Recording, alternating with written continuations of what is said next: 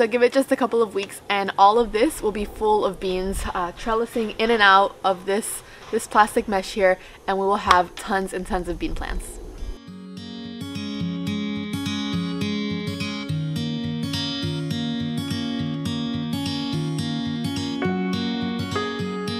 Hey and welcome back to Mini Urban Farm, a channel about urban gardening and homesteading in the suburbs.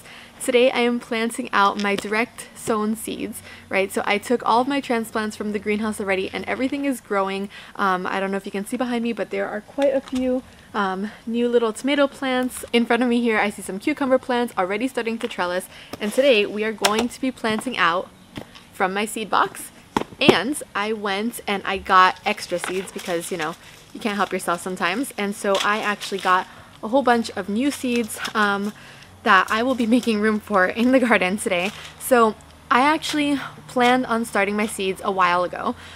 We went on vacation and we were supposed to start the seeds right after we got back. Now that actually ended up not happening because when we got back the temperature dropped into the 40s, and a lot of the things that I am direct sowing now are going to be warm season crops, right? Like 80 and 90 degrees type things. So I waited for a little bit, and then the week after that it was pouring rain nonstop. And if you watched my last video on should I plant in the rain and should I plant when the soil is too wet, I definitely did not want to plant out all of my seeds and let them rot in the soil. So I made an executive decision and decided to wait for a little bit. But right now the temperature has warmed up. It is getting into the 80s during the day, and it is still roughly about 60, 65 at night, which it seems to be okay for right now.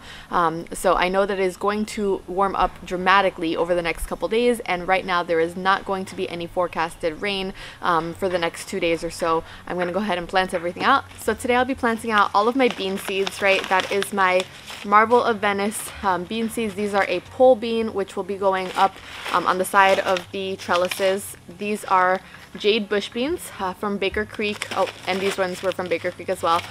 These are the jade bush beans. They of course are a bush bean and do not need to be trellised.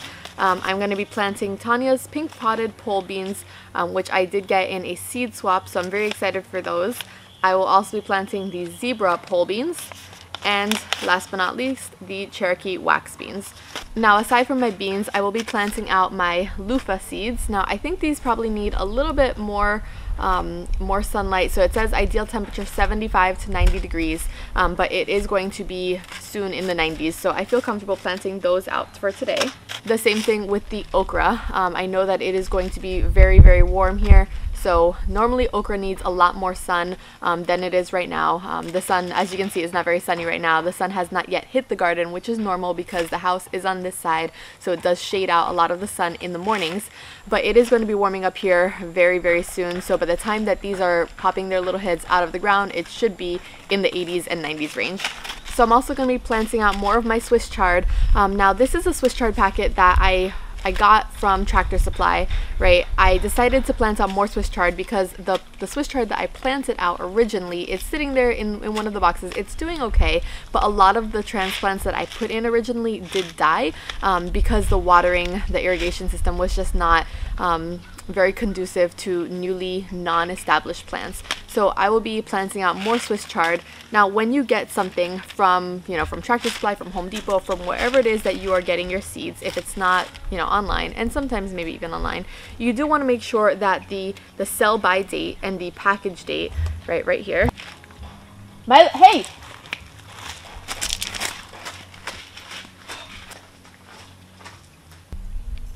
So you want to make sure that the sell by date has not passed yet. Now with these ones I did check them before I left the store, but whenever you are purchasing seeds, just make sure that they are not expired, because the germination rate, if you do get them to germinate at all, the germination rate will be quite low, and that's something you don't want if you are purchasing seeds to plant out in your garden. I will also be planting out some bunching onion. These are scallions or green onions, right?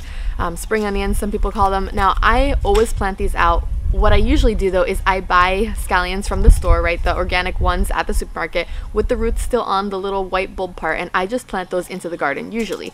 I was planning on doing that. To be honest, it just kind of escaped my mind to actually get them, but they're already established and they grow very fast, so that wouldn't be a problem if I went out and got them today to plant out. However, I was in the store and I saw these and I've never planted them from seeds, so I'll be trying that for the first time. And then I'm also going to be planting out some chives, but not chives, the ones that taste like onions. These are specifically garlic chives. So I'm really excited to try these because I don't plant out garlic, I don't plant out actual bulb onions, so I kind of rely a lot on the bunching onions, and hopefully the chives will give a good flavor as well to whatever I'm cooking. Alright, so now I'm going to take my planting map, right? I usually have this printed out, however it got dirty so I threw it away. Instead of planting out another one and killing more trees, I'm just going to go ahead and use it on my phone. I don't know if you can see that at all since it is quite bright. But I'm just going to go ahead and use my planting map to know exactly where I'm going to plant things. I did an entire video about mapping out the garden. If you want to see it, I will link it up above. But basically, this is my map showing me exactly where I'm going to be planting everything out so that I don't get confused and plant certain things where they shouldn't belong next to different plants that they will not do well next to. Now, when you are direct sowing seeds, there's a few things you're going to want to know. You're going to want to know how deep you need to plant them, and you're going to want to know how much spacing goes in between them. Now usually that's somewhere on the back of the packet here. It does say 1/2 inch depth and 12-inch spacing. So I am going to plant them 1/2 inch deep, right? And basically the way that I'm going to do this is I am going to just take my finger, I'm going to take about 1/2 inch, poke it in, and drop a seed per hole. However, the 12-inch spacing, I do follow the square foot gardening method. So in the square foot gardening method, I'm not going to thin them to 12 inches in between. I'm going to be planting out 4 Swiss chard plants per square foot. So basically, I have already some in here that weren't doing too well. Some of them have popped up and redeemed themselves, but I'm going to just be filling in the holes wherever they need to be planted.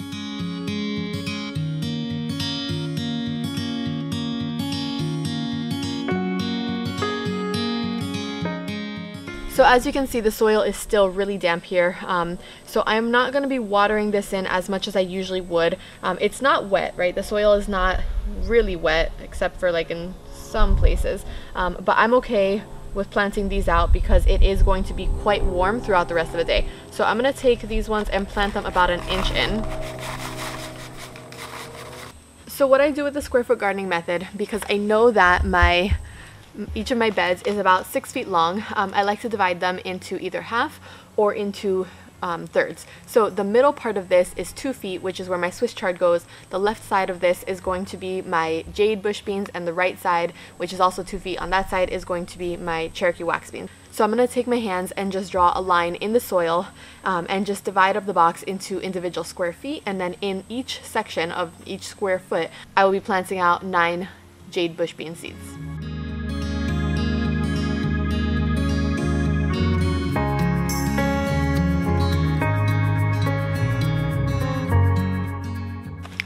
And now I'm going to be doing the exact same thing with my Cherokee wax beans.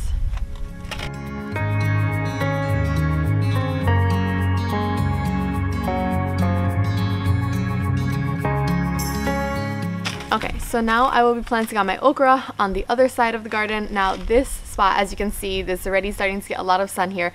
This spot in the garden gets some of the most amount of sun in the entire garden because it is, first of all, it's furthest away from the house. The garden goes at kind of like a pie, right? So this is the widest part of the garden, and then it sort of narrows, and that side over there gets a little bit less sun, not by much, but it's worth it in my mind to plant it out here.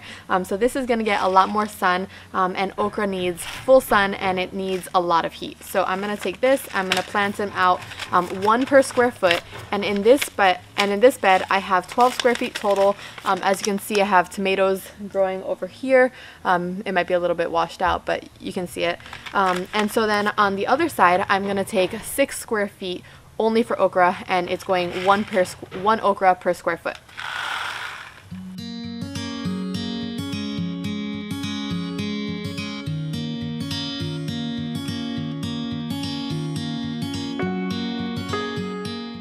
Okay, so next up is my loofah. Now I have not ever planted loofah before, so I'm really excited. I probably won't be eating these. I'll probably be trying to save them so that I can use them as like sponges or body scrubs or something like that. But I'm just excited to see how they grow. They are going to be trellising up this side. The side in front of me here is exactly the same. It is where my my Marble of Venice pole beans are going to go. So I'm going to go ahead and plant out 1 per square foot.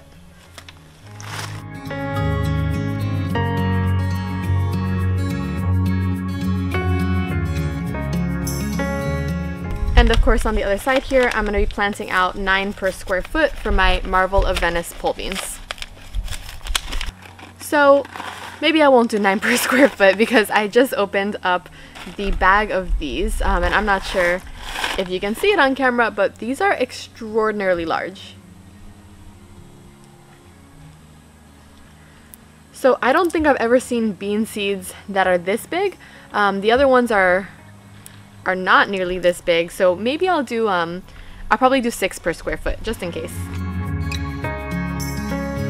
Okay, so with the Marvel of Venice pole beans, I actually did a combination. Some of them, on some of the little square foot sections, I did 6 per square foot. Some of them I did like 7 or 8, just to see what works. You know, the good thing about gardening is that you can test it out, and these are not hard and fast rules. You know, I'm growing up a trellis, so the amount of space that you actually need on the ground per bean plant is very, very minimal. It literally just grows like a little stalk, and then by the time that they're up in the air, you know, it's not really occupying ground space. So there is quite a bit of space on the ground.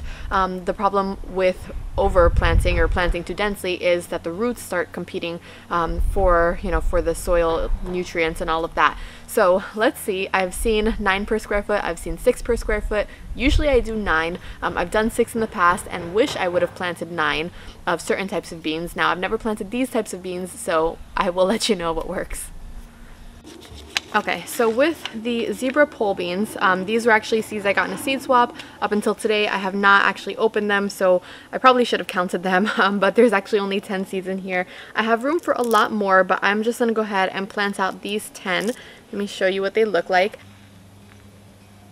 And as the name implies, the zebra pole beans have like these little zebra stripes all over the seeds, and they are really cute. So I'll just be planting out these 10 and then maybe filling in with some parsley around it or something like that.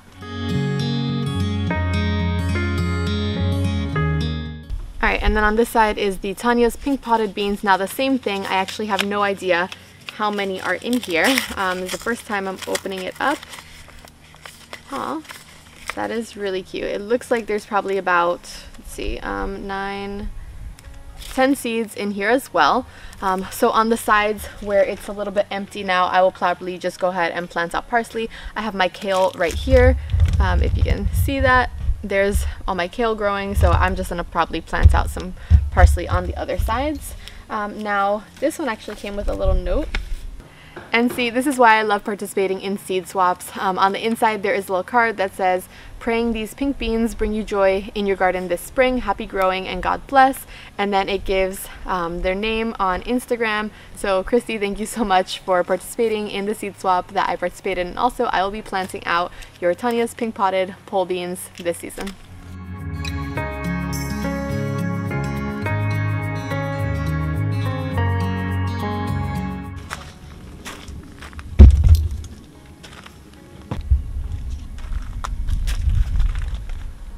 Alright, so now I am going to set my irrigation system. I had turned it off earlier because I did not want the soil to be soaking wet before I plant everything out. So I'm going to set the sprinklers to run. I'm going to open up all the sprinklers in the middle of the boxes so that they kind of extend out all the way to the edge of the boxes. I'm going to let my drip lines run as well because I do still have my established plants in there, or my getting established plants, the seedlings I had planted out, and so they've been in there for about a month now, so they still need the drip irrigation. And then I'm gonna go ahead and run everything at the same time. I'll probably run it for about 20 minutes, which is about the same time that I've been running it every day so far. I have been adjusting that as we go along, and as I see the needs, and as the temperature warms up or decreases, when it rains, when it doesn't rain, all of that. If you want more information about my entire irrigation setup, from every single part of the setup to how much it costs me, how much I'm running it, all of that good stuff, I will leave the video linked here. And I am going to go ahead and pour myself a cup of coffee because while I was shooting this video, Milo came and drank my coffee. So I will see you in the next one. Thank you so much for watching. If you like this video, please like and subscribe. Take care.